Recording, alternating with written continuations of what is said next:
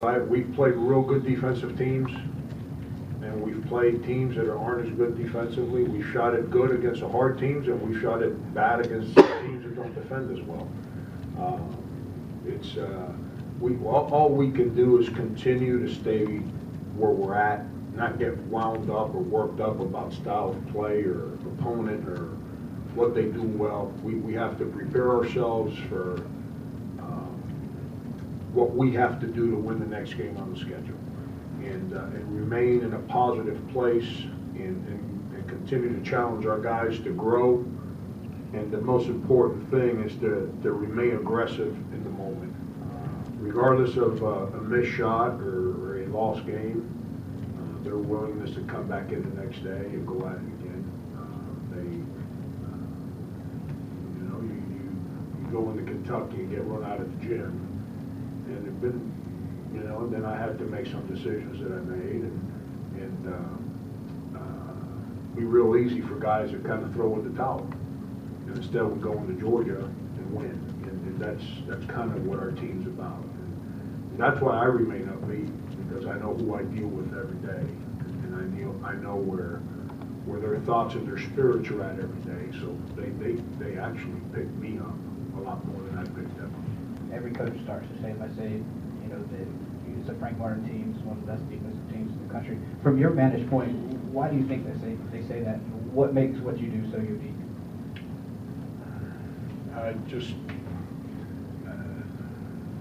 Brian, I'm lucky enough that I've been able to keep a job like mine for 8 years, and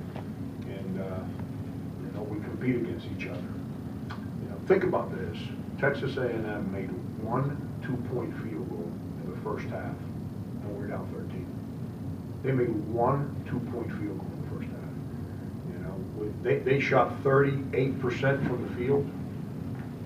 Eliminate Daniel House from the equation. Think about what we did to the other 4 guys. And with my fear going into that game, I had 2 fears in that game. That Daniel House is a one-man run, and Shadarius getting in foul trouble, because I didn't think we had anyone else that could guard Daniel House, and they both happened.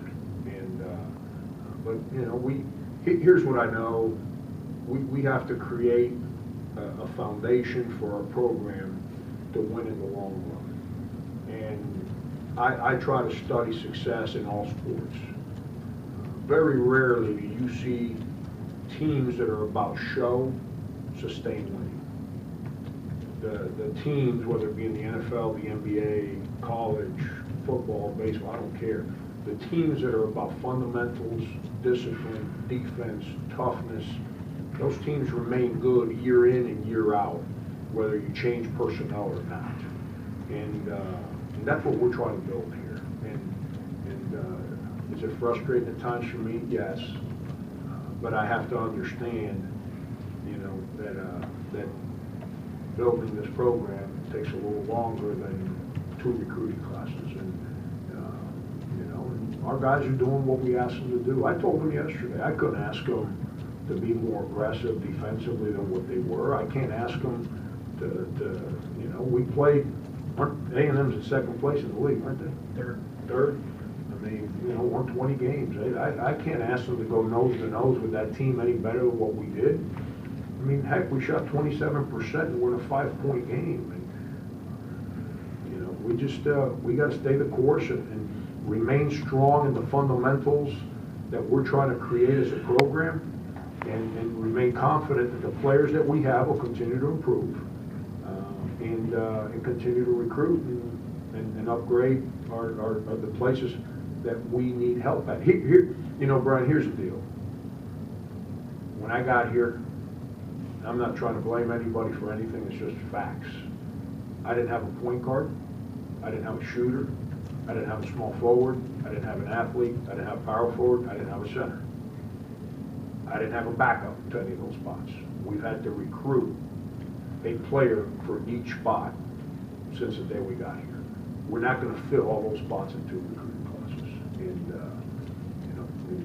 our staff's done an unbelievable job. I think every class we've signed is a little better than the one before, and that's what we have to continue to do.